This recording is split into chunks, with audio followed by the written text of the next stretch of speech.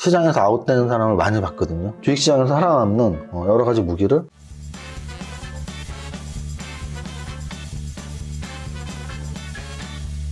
대표님! 도레미파 솔라 히시 왔어. 네, 대표님 뭐 하세요? 개세 보고 있어. 계세요? 욕한 거 아니다. 실제로 개새야. 이게 아마 뽀메라이언이라는 얼굴형의 새고요. 얘도 뭐 리트리버인가? 뭐 그런 약간 네. 골든 리트리버 그런 류의 새. 이게 실제 제가 예전에 한 1년 전에 유튜브 아이템으로 이렇게 보여드렸던 개새입니다. 아마도 오늘 지수의 흐름을 보면서 3단계로 아마 그런 반응이 있었을 거예요. 첫 번째 반응은 이런 전저점 붕괴하러 가나 이런. 두 번째는 개같네 진짜. 이거 욕하는 게 아니에요. 이 새가 개같이 생겼다는 뜻이에요. 개같네 진짜. 마지막 장 끝나고 나서는 개새무릎. 원래 우리가 분노가 단계가 있어요. 막 화나다가 결국엔 그냥 시무룩해지죠. 근데 딱 오늘 장이 그런 것 같습니다. 제가 그저께는 전저점 붕괴 가능성이 높아졌네요. 근데 어저께는 지푸라기라도 잡는 것처럼 양선이 나와서 한 줄기 희망으로 보이네요 했는데, 그냥 오늘로써 일단 종가 기준으로는 연중 최저점 간 것 같은데, 이날이었는데요. 7월 6일날 2292였거든요. 오늘 2290이니까 종가 기준으로는 연중 최저점으로 갔습니다. 즉 전저점을 깼고요. 장중 기준으로는 아직 2276 안 깼는데 의미 없습니다. 제가 보기엔. 그래서 좀 여러 가지 속담들 인용하자면 뭐 바람 앞에 등불? 굉장히 위험한 상태죠. 또는 뭐 호랑이한테 물려가도 정신만 차리면 산다? 왜냐면 정신 차려야죠. 뭐 다 포기하면 안 되니까. 너무 분노할 필요도 없고 개샘으로 할 필요도 없고 좀 계속 계산적으로 생각하시고 어떻게 이겨낼지를 생각해야 될 것 같아요. 제가 늘 말씀드리지만 장이 하락할 때는 주식 보유자들은 손해나는 게 당연하고요. 엊그저께도 그 말씀 드렸죠. 단기 매매자들은 그나마 오버나이트 안 하고 굉장히 좀 추세 매매대로라면 적극적으로 할 동기가 전혀 없기 때문에 단기 매매자들은 오히려 손해가 거의 안 나는 게 맞고요. 매매 안 하면 되니까. 근데 이제 보유하고 있는 중장기 투자자들은 손해가 날 수밖에 없어요. 그럼 받아들이실 수밖에 없고요. 반대로 제가 뭐 옵션반 운영한다는 말씀도 여러 번 드렸는데 뭐 옵션 포지션, 선물 옵션 포지션이랄지 기타 다양한 방법들을 통해서 하락장에서도 수익이 나는 방법을 찾으신 분들은 안전하게 이렇게 좀 리스크 해제 가면서 수익도 챙기실 수 있었을 것이고요. 요번 주 주간 하락률을 보고 싶네요. 제가 그때 월간 하락은 월봉은 보는 적이 있어도 주봉은 잘 안 봤는데, 그러니까 여러분들과 함께는 오늘은 주봉을 한번 보면 많이 빠졌어요. 거래소 같은 경우는 지난주 대비 3.89, 일주일에 3.89면 많이 빠진 거거든요. 코스닥은 더 빠졌죠. 코스닥은 이번 주 일주일 동안 5.28이 빠졌습니다. 주 동안 주식을 보유하신 분들이면, 특히 거래소보다는 코스닥 종목을 보유하고 있다면 이번 한 주 동안 평균적으로 여러분들이 1,000만 원을 한다면 50만 원, 1억을 한다면 500만 원 정도의 손해가 나는 게 평균값이다. 제가 늘 말씀드리지만 평균값에서 좀 더 잘하려고 노력하는 게 주식이니까 평균값이 5% 빠졌다면 내 계좌는 잘했으면 한 2, 3% 빠지는 정도? 플러스를 내는 거는 좀 쉽진 않았을 겁니다. 거기까지 설명드리고 지수 차트 한 번 더 보면 아까 말씀드렸지만 일단 거래소 차트가 기준이 되고요. 6월 말 저점을 찍고 2,500까지 갈 때만 해도 분위기는 괜찮았습니다. 근데 이제 2,500에서 2,400 왔다 갔다를 한 보름을 했고요. 그때부터 제가 좀 자주 말씀드렸던 건 2,500으로 올랐으면 마음이 편해지는 거고 2,400으로 가까워지면 마음이 불편해지는 거라고 말씀드렸는데 9월 들어서 2,400을 살짝 깼죠.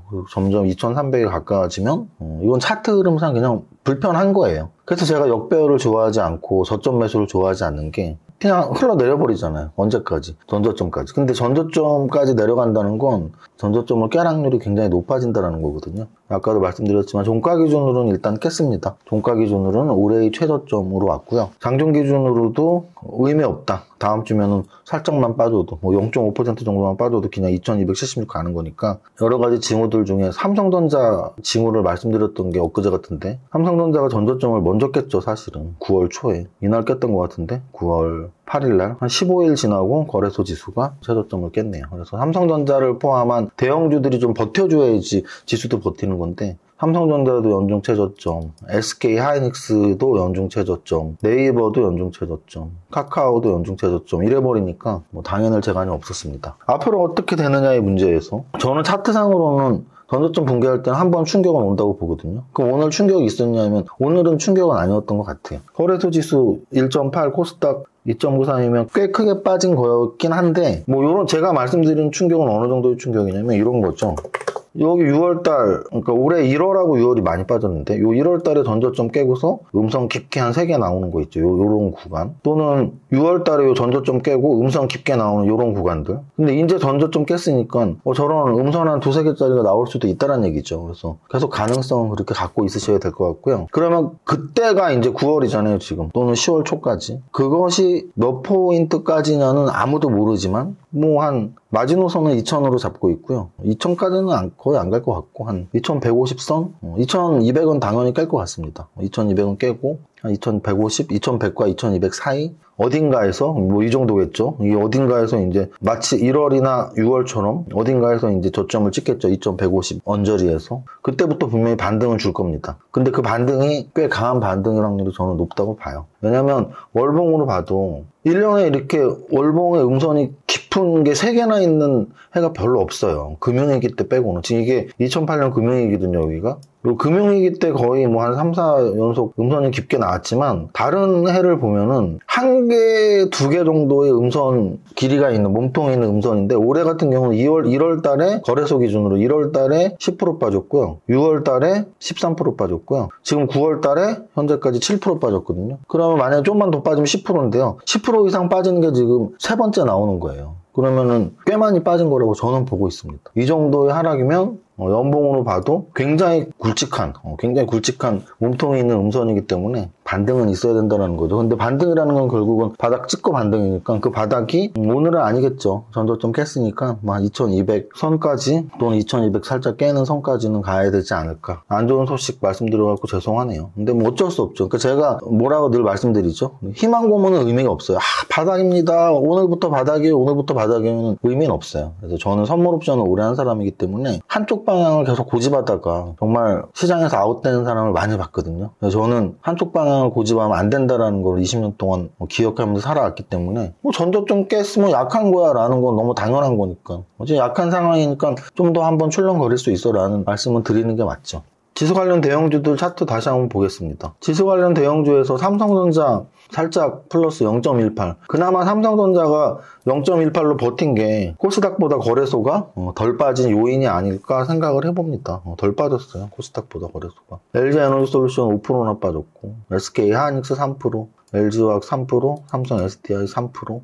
네이버가 오늘 1.94 오른 게 신기하네요. 연중 최저점 구간에서 너무 많이 빠졌나? 뭐 이런 분위기가 나왔는지. 금융주들이 그나마 오늘 동반 상승을 했던 신한지주 2%, KB금융 0.7%, 삼성생명 2%, 하나금융지주 2%. 그래서 오늘 금융주들만 한 2% 정도 올랐고요. 그냥 전체적으로 다 빠졌다고 보시면 돼요. LG생활건강도 좀 많이 지켜보고 있었는데 LG생활건강도 빠졌고 한국항공우주 방산주 4% 빠졌고 조선주 몇몇 조선주들 빼고 또는 금융주 빼고 그냥 거의 전업종목 빠졌다고 보시면 돼요. 금융주와 몇몇 조선주 빼고 전체적으로 빠졌다고 보시면 됩니다. 시가총액 상위 종목을 보면 그런 결론이 나오고요. 거래대금 보겠습니다. 거래대금에서 삼성전자가 당연히 거래대금 오늘 1위네요. 근데 5,700억이니까 장이 진짜 후졌다라는 거예요. 장이 진짜 후졌었다. 약하고 후지고 거래도 별로 없고 가온칩스라는 종목이 오늘 3,700억 거래됐네요. 몸통이 3,600억짜리인데 신규 상장주입니다. 신규 상장주 가온칩스 신고가 가려고 좀 움직이는 것 같은 느낌은 들고 있네요. 그리고 제주은행 은행주에서 요즘 중소형주 은행주에서 거의 독보적으로 압도적으로 혼자 올라가는 제주은행 2차전지는 오늘 거래 터졌지만 빠지면서 LNF도 그렇고 LG에너지솔루션도 그렇고 넥스트 칩이 좀 자율주행 이미지가 강한 애였는데요. 어제 오늘 자율주행이 사실은 장만 좋았다면 좀 주도주 될 수 있었는데 장이 안 좋으니까 음선으로 거래만 터뜨렸습니다. 에코프로비엠도 2차 전지면서 빠지면서 거래 터지고 그래서 오늘 아까도 말씀드렸지만 최근에 뭐 2차 전지 자율주행 로봇 좋았던 것들 다 마이너스 났고요. 반대로 금융주 일부 조선주 정도만 올랐다라는 거를 생각하시면 될 것 같아요. 등락 현황 보시면 오늘 어제 등락 현황에는 뭐 한일사료, 뭐 고려산업, 한탑 이런 애들이 이제 곡물과 관련주, 비료사료 관련주였는데요. 오늘은 너무나 확실히 눈에 띄게 중소형 철강주들이 많이 올랐습니다. 그래서 뭐 포스코 관련 재료들 또는 오늘 현대제철 뭐 노사파업 재료들까지 합쳐지면서 중소형 철강주들이 유리해지는 거 아니야? 뭐 이러면서 문배철강의 상한가 철강주들은 대부분 전통업종이니까 철강 또는 스틸로 끝납니다. 문배철강, 부국철강, 경남스틸 뭐 이런 종목들이죠. NI스틸, 금강철강 뭐 이런 종목들이고 탑 30의 철강주가 아닌 종목들 중에 와 얘가 뭐 올라와 있어 뭐 이렇게 뭐 대단한 애들은 없습니다. 제가 그냥 예전부터 봤던 종목 중에는 캔코 에어로스페이스라고 이름이 한화 에어로스페이스하고 비슷하죠. 방산 플러스 우주항공. 에이스테크놀로지는 반도체에서 좀 비메모리 반도체 쪽에 어버버 반도체하고 함께 좀 이미지가 강한 애고 삼천리 차트 보고서 정말 기가 막히죠. 이게 가스잖아요, 삼천리. 그래서 에너지 관련 주 중에서 예전에 레간자라는 혹시 라이씨 레간자 알아? 아니요. 몰라. 레간자. 레간자. 모르겠어요. 아, 포니는 알아? 포니? 포니? 몰라. 네. 스텔라는 알아? 스텔라 가수밖에 엑셀은 알아? 엑셀? 모드 프로그램 그밖에 모르겠어요. 소나타는 알지? 소나타는 뭐야? 차. 현대차죠? 응. 제가 지금 말한 것들이 다 대부분 차 이름이었어요. 오래된 차 이름. 예전 차. 레간자, 엑셀, 뭐 스텔라. 근데 레간자를 왜 말씀드렸냐면 예전에 레간자는 CF에서 굉장히 명대사를 남겼던 CF가 있었거든요. 소리 없이 강하다. 그래서 주식 쪽에서 그 당시에 이런 주식 분석 같은 거 할 때 소리 없이 강한 종목을 레간자형 패턴이라는 말을 좀 썼었어요. 근데 저 오래된 사람이잖아요. 주식을 20년 이상 했으니까 그 말이 아직도 많이 남아있거든요. 제 머릿속에. 그래서 저는 사실은 삼천리 오늘 전까지 여기까지만 보면 이게 딱 레간자형 패턴이거든요. 왜냐면 정말 찔끔찔끔 올랐습니다. 뭐 하루에 1%씩 2%씩 길게 오른 것 같아도 그래봐야 3%예요. 5% 이상 오른 적이 거의 없어. 정말 찔끔찔끔 오른 게 이게 레간자형 패턴인데 이렇게 오른 게 얼마까지 오른 거예요? 월봉으로 보면 올해 러시아 전쟁 2, 3월 달에 났잖아요. 그때가 10만 원이었는데 10만 원에서 지금 26만 원까지 10만 원이 26만 원이 될 동안 정말 탑 30에도 이름 거의 올리지 않았었고 근데 월간에는 이번 월간은 올릴 수 있겠네요. 25%면 올라갈 것 같긴 한데 어쨌든 월간 주간으로 봐도 이번 주 17%면 올라갈 것 같은데 그동안은 진짜 조금씩 올라갔거든요. 갑자기 레간자형 패턴이 생각나네요. 삼천리. 예전에 삼탄이라고 아시나요? 삼천리 연탄? 연탄 만들고 가스 사업하고 그런 에너지 관련 기업이라고 생각하시면 됩니다.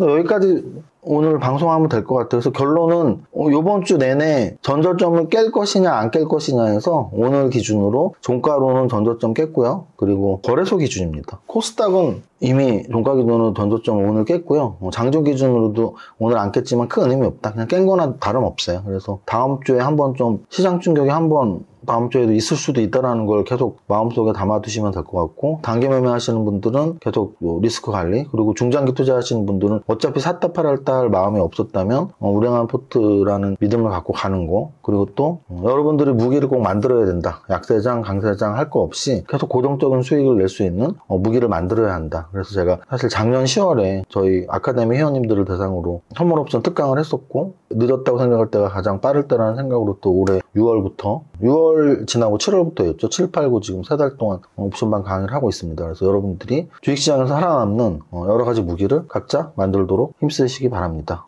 이겨내야죠. 이겨내야 됩니다. 어차피 주식 투자 평생 할 거라고 마음 먹었다면 이겨내시기 바랍니다. 여기까지 할게요. 오늘은 약간 다운되어 있어서 저는 립싱크만 할 테니까 우리 텐션 좋은 라이씨가 독창으로 두 번째 줄까지 시작! 나는 10년 안에 백업 부자 될 거야.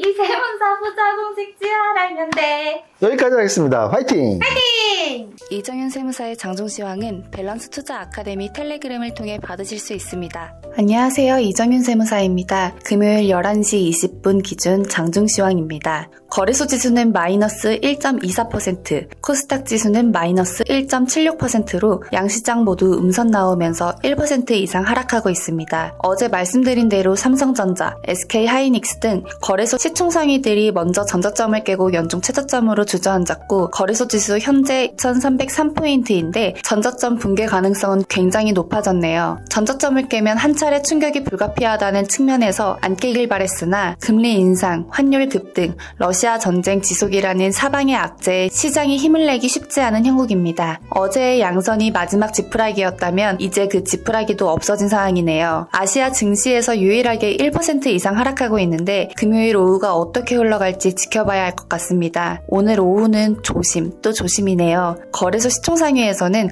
그나마 삼성전자가 보합에서 버티고 있으며 KB금융, 삼성생명, 하나금융지주 등 동반 상승합니다. 코스피 200에서 상승 종목은 20개 남짓일 뿐 전체적으로 하락하고 있다고 보시면 됩니다. 코스닥도 상황은 다르지 않아서 2차전지, 제약바이오, 게임주 등 코스닥 시총상위 대부분의 종목들이 하락하고 있네요. 전체 종목 상승률은 어제 곡물과 관련주들이 많이 포함되어 있었다면 오늘은 문배철강, 경남스틸, 부국철강, 금강철강, 하이스틸, NI스틸, 사면철강, 대동스틸 등 종목 이름의 철강, 스틸이 붙은 중소형 철강주들이 압도적으로 상승률 상위에 이름을 올리고 있네요. 여기까지 정리합니다. 전저점 붕괴 가능성이 매우 높아진 종목보다 지수가 매우 중요한 위치의 금요일입니다. 오늘의 한 줄평, 풍전등화, 모두의 성공투자 파이팅!